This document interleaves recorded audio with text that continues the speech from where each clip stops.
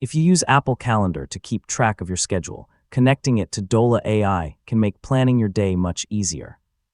In this tutorial, I'll show you how to connect Apple Calendar to Dola AI, verify the connection, and make sure your events sync properly. So let's get started.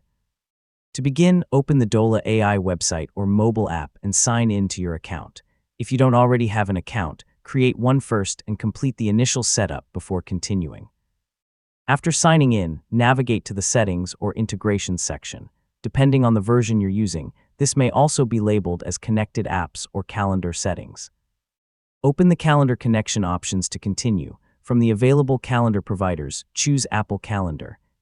Dola AI will guide you through the connection process.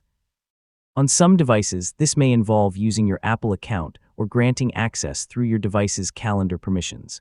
When prompted, allow Dola AI to access your calendar. Carefully review the requested permissions before approving them. These permissions allow Dola AI to read your schedule and, if supported, create or update calendar events. After the authorization is complete, you'll return to Dola AI.